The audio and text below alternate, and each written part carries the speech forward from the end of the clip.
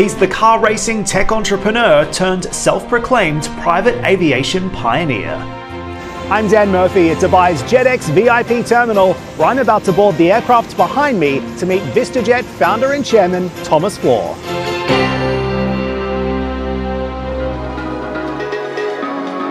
Thomas launched VistaJet in 2004, offering subscribers access to flights on private jets. After starting out with just 2 planes, VistaJet has gone from strength to strength, and today has a floating fleet of more than 80 aircraft and has flown to almost 2,000 airports around the world. In 2018, Vista Global Holding, also known as Vista, was set up, which incorporates a number of asset-free business flight operations, including XO, a pay-as-you-go private jet service. Despite the aviation sector being hit hard by the pandemic, VistaJet has continued to grow, reporting a 95% increase in the number of flight hours between 2019 and 2021. And in 2022, under Thomas's leadership, the business acquired 2 other airlines, Air Hamburg and JetEdge, as part of a strategy to increase Vista's fleet and market share. VistaJet's client base includes high-profile sports stars, including Ferrari F1 drivers Charles Leclerc and Carlos Sainz Jr., as well as Golf star and VistaJet brand ambassador John Ram. Here in Dubai, a busy VistaJet hub, I got on board one of the airline's new Bombardier Global 7500 planes with Mr. Flohr himself. Thomas Flohr, welcome to the CNBC Conversation. I'm very happy to be here. Thank you so much for having us, and thank you for the invitation to be on your brand new aircraft as well. This is the Bombardier Global 7500. What can you tell me about some of the features of this brand new plane? Well, I think it's really leading the industry. I ordered the airplane in 2012, so some 10 years ago. And I think the biggest feature is really the range. The plane flies 17 hours non-stop. So from here where we are today in Dubai, basically any point on the planet non-stop. It has the extra cabin in the back, which is the permanent stateroom. This is important. You fly long distances, you want to have a proper bed, so there's a proper bedroom. Huge windows, which gives us the opportunity to be aligned with the windows looking outside. It's just all these latest features the airplane has. It's a game changer for the industry. It's fantastic, and you know what, just looking around, I think I could really get used to this actually. You know, also I understand that you own about 10% of the world's fleet for the G7500. That's correct. Yeah, So it was a bold move in 2012. I bet it was, but you know, the thing is, you've invested so heavily in this aircraft. So why was this your aircraft of choice to build out the VistaJet fleet? Well, look, we always stay very close to our clients, and we listen very carefully what our clients are saying, and they don't want to stop. So, for instance, the traffic Trans-Pacific, with any other aircraft, you have to stop in Anchorage, and then make your way to Asia or on the way back. This does it non-stop. You shave about 3 or 4 hours off the flight America to Asia, vice versa. And we ordered 20 aircraft. We have now 10 in the fleet, approximately 10 more coming. And we want to connect the world with this aircraft. Important in our business is to have a network effect. You have to have these planes scattered around the world to always be closest to your next client, hence the size of the fleet. And it's so popular that we're every day booked out. And for those not familiar with the VistaJet business, just take me inside your business model and the service that you provide. Sure. I always believe that somebody should carry the asset risk, and utilization is a key factor to drive the price down. So we're flying these aircraft about 1,000 to 1,500 hours per year. The typical aircraft business jet is only utilized 250 hours per year. So imagine with a 4 to 6x of utilization, how much lower the price point you can offer to your client base. And how we offer it is in a very simple way. We offer a subscription business model where you only buy the hours you need on a 3-year contract. And any other business model is really for you to buy either a fraction or the full aircraft. And that means you carry the asset risk. That means you have to go for a CapEx decision to your board, rather than OPEX and make it part of the travel budget. It has been hugely successful and hugely popular around the world. And it's a simple 3 to 5 page contract, which says you have an obligation to pay, we have an obligation to fly, and it's guaranteed availability. Anywhere, anytime, whether you're in Japan or in Southeast Asia or in the Middle East, in America, in South America, you have guaranteed availability around the globe. The entire aviation sector had a really challenging period through the peak of the pandemic. So a simple question for you, how's business now? It's booming. It is unprecedented level of demand in any corner of the world. Of course, Q2 2020, the world was stuck, and we actually as a company had our strongest cash quarter. So our business model is based on subscriptions. In Q2 2020? In Q2 2020. Why? It was your best quarter? Cash quarter, not revenue cash quarter. Okay. And so this is a very, very resilient business model. So we happen to fly airplanes, but it's a subscription business model. Think about Vista as a subscription luxury business model. And so very, very soon in Q3 2020, business picked up. By Q4 2020, we reached pre-pandemic levels, and we're currently operating at about double of pre-pandemic levels, so it more than doubled. The trend over to asset-light solutions, not having to buy this airplane or the fraction, is really the winning business model. I think corporations understood in a post-pandemic world that going on airlines can be cumbersome. Some of the connections are still not there point to point.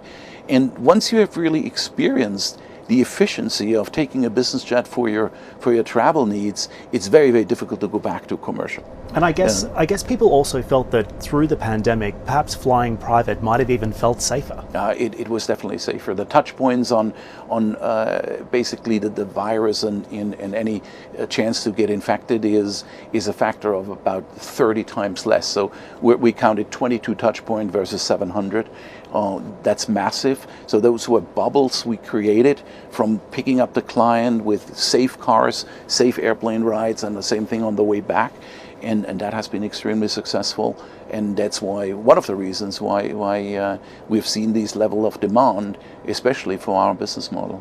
You've also been very busy over the past few quarters as well, because you have been on somewhat of an acquisition spree, I guess you could call it. You've acquired Air Hamburg.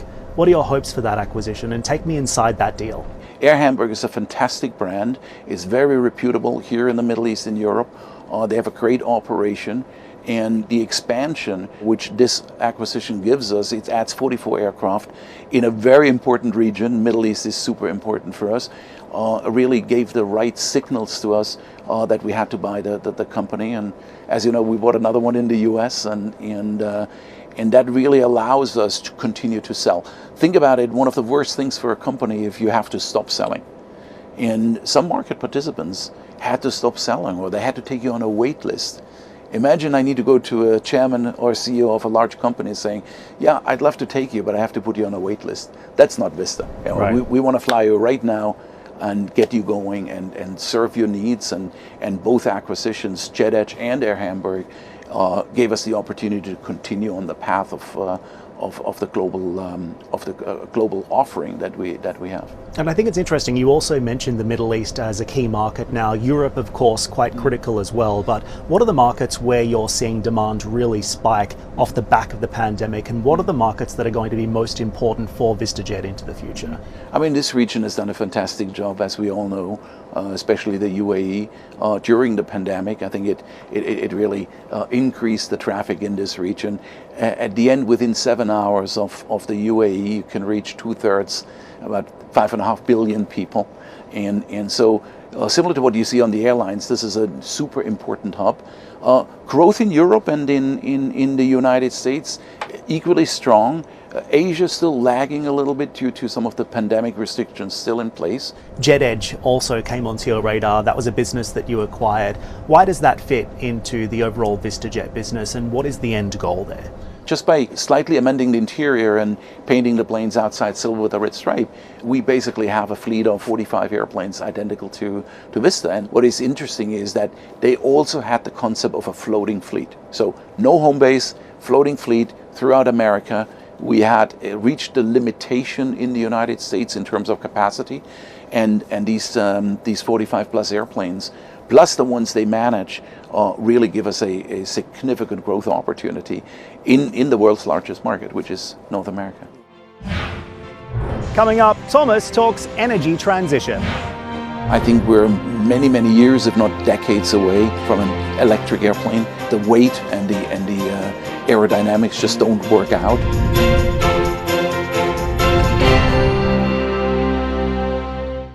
Welcome back to the CNBC Conversation and to Dubai's JetX VIP terminal, where I've come to meet VistaJet founder and chairman Thomas Flohr.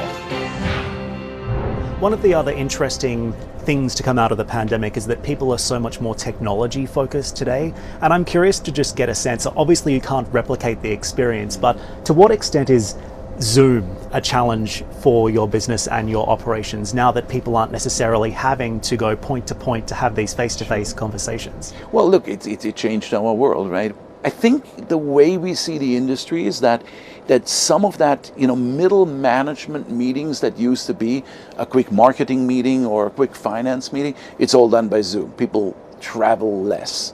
But the top executives, and think about it, the resource which is kind of like the most required is the highest level, C-level human capital that are leading the industry and leading the world economy, and they still need to meet in person, and that's actually something which is still a hangover from the pandemic, where people still haven't met enough. Still, people, some of the conferences are just coming back, where finally business is being done between human beings, and that's where we come in.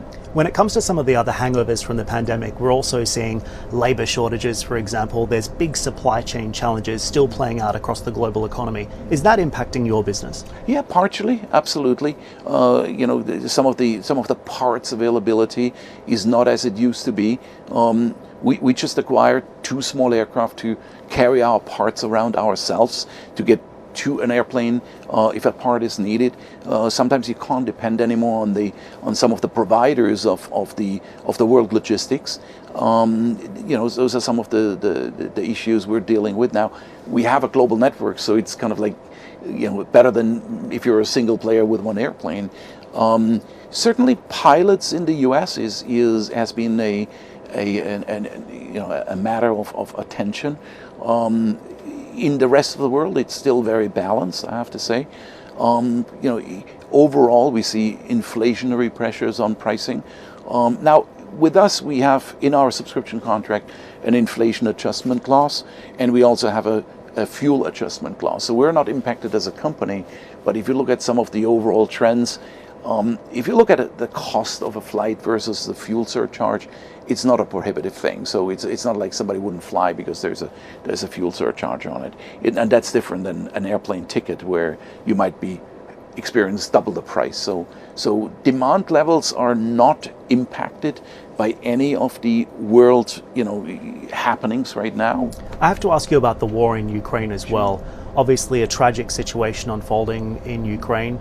The global community very much focused on this at the moment. It's hit the aviation sector quite hard. A number of large international carriers have now stopped flying to Russia. Do you think that's fair? Well, look, whether it's fair or not, I really leave this up to the politicians to decide. I think overall the situation is terrible. As we all know, the aviation industry is impacted because Russian airspace is closed. So now flights from Europe to Southeast Asia are by some 3 or 4 hours longer. That impacts certainly a lot.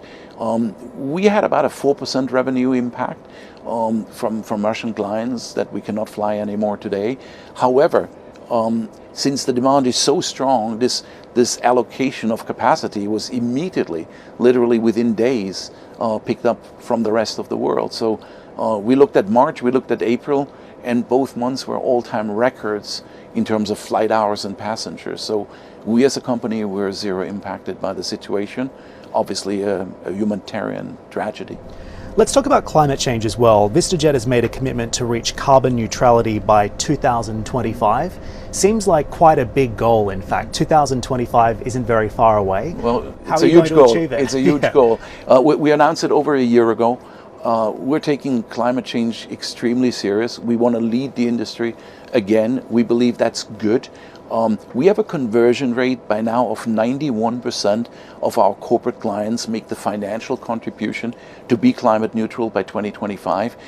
The acquisition of these aircrafts here, it's the first eco-friendly airplane in the world. SAF, the sustainable fuel, is a big investment that we're doing.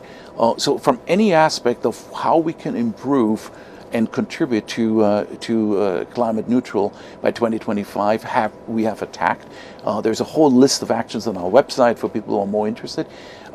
We are driving this hard, and we're very happy to do that. And even at the detriment of some margin, we believe that this is how the world is going to function. And by 2025 is another 3 years away. And we're on track on achieving that. Because the skeptics might say, okay, hang on, you have all of these very wealthy individuals flying private all the time. This was a big issue at Davos, for example, a couple of years ago, when you have private jets, and even here in Dubai, private jets filling up airports. Is flying private really that sustainable and really that environmentally friendly versus flying on a large international carrier? Well, in general, think about this. First of all, we're flying small airplanes to locations that people still need to get to. So is it really the right thing to use a 737 or A320 with a 20% load factor to fly what I call a third-tier city? The answer is no. You use a small jet like this because people still need to get there, and that is a much lower carbon footprint than a large airplane. Second, I believe that the investment into the latest technology airplanes is a big contributor to have a lower carbon footprint. We make those investments. We invested billions into brand new airplanes with a much better fuel efficiencies than some of the airlines. So we believe we're making our contribution to what we can influence in this industry. The industry is there, and we simply want to be the best in terms of carbon neutrality in this industry. And it also seems like aviation is really a ripe industry for a lot of disruption when it comes to renewables, when it comes to green energy. Do you see a day in the future, Thomas, when an aircraft like this G7500 might actually fly on green energy or renewable energy? Well, look, I think SAF is the next step, which will really be a major contribution to this goal. I think we're many years, if not decades, away from an electric airplane. The weight and the aerodynamics just don't work out. We are talking to the manufacturers about that because we want to understand of what their thinking is. The electrical airplanes of this size is something far into the future. Certainly not this decade, certainly not next decade. But do you see an electric future sometime between now and whenever? I would be speculating, which I hate to do, but I personally don't see it before the 40s and 50s. Still to come, Thomas shares his tips for taking off in business. It's really about how you can look at an industry in a different way. Very early on, I was taught to not accept the rule, not accept the norm of an industry, and it opens your eyes. Let's take a step back and talk about your career journey as well. We spoke before about how you founded VistaJet in 2004, but before that you had an entire career in computing and in finance. So how did you get from there to this? And are you surprised by your own journey so far? Well, the answer is yes. I'm surprised. I'm obviously extremely pleased of what we had achieved.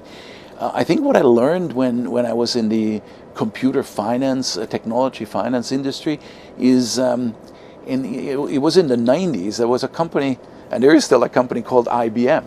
And 93% of any technology dollar was spent with one company, talking about market dominance. And I think I learned a lot as a human being at very, very early ages of how to beat or how to compete with a market dominant behavior. And I think it really helped me in this industry to not take no for an answer. When I started, and I invented the concept of floating fleet, meaning no home base. People said, "You're crazy, that doesn't work. The pilot needs to come home." I said, "No, pilot can fly commercially home when his crew duty is over." And so we changed utilization. So the floating fleet concept is something I'm extremely happy about. Those are some of the fundamental changes I believe Vista has contributed to this industry to make it more efficient, to bring the price point down, to widen the pyramid of potential users and affordability. And think about it, the two things which are really underutilized in this industry is the aircraft itself, 250 hours versus 1,200 or 1,500, and the cabin itself. Why would this airplane only fly 2 or 3 people? It can sit 15.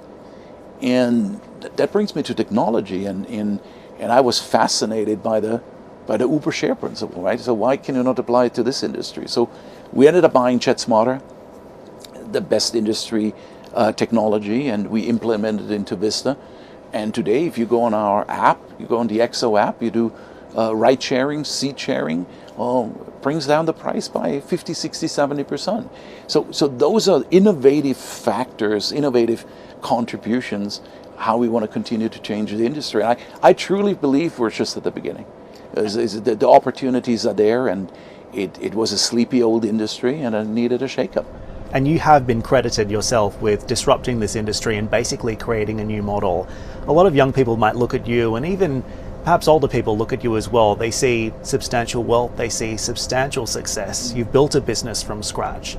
Do you think you've reached a personal career peak yet, though? No.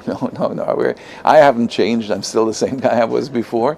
And I always say, when the minute you become satisfied with your success is the beginning of the end, and that doesn't work. You got to stay humble. You got to stay very close to your clients. You got to listen to your clients every day, what other needs they might have, and I believe that Vista is just at the very beginning of a continued very long journey. We have a fantastic human resource base all around the world, more than 3,000 employees, and they love what they're doing. I love what I'm doing. So just the beginning. You're a rally car driver, and I think a lot of people don't know that about you. You've also just recently signed this partnership with Ferrari. Yeah. So why is that partnership important, and what do you love about the race and the rally? Yeah, sure. I actually did rally. That's how I started. I did the East African Safari Rally, but at some point in time I changed to the track, and I started from zero. So I took an instructor and eventually got my license, and over the years I grew the racing career to the World Endurance Championship. So FIA has Formula One, World Rally, and World Endurance Championship. We're racing in WEC, which is World Endurance, including the 24 Hours of Le Mans. And over those years, I got very close to the Ferrari brand, of the Ferrari company, and we're sharing some very, very similar values, long-term values with clients, client satisfaction, listening to clients' needs. And during the pandemic, Ferrari was actually not able anymore to bring some of their clients to the racetracks, because racetracks are not in the center of the town. Usually they're in more remote locations, and we signed up a partnership, Vista for Ferrari Racing, which is extremely successful. I think to be a partner with Ferrari in terms of the efficiency, bringing their pilots to the racetracks and back home to Modena, Bologna Airport, literally within hours of the race, are giving the efficiency to the Ferrari brand that we're so proud of. So it's been a partnership based on very, very similar values. Extremely smart management team. They execute like we execute with our clients, and it's been nothing but a pleasure working with that company. Thomas, what's the best piece of business advice you've ever received? It's really about how you can look at an industry and in a different way. I very early on I was taught to not accept the rule, not accept the norm of an industry, and it opens your eyes to an extent that all of a sudden you see things maybe many other people don't see, because they're so used to the day-to-day routine dealing within an industry. So I'd say open your eyes, look at inefficiencies, look at what doesn't make common sense. Open your eyes and see something other people don't see. Thomas Flohr, thanks for joining us on the CNBC Conversation. Great seeing you again. That's all for this edition of the CNBC Conversation. I'm Dan Murphy in Dubai. Thanks for watching. I don't think also. I don't think that was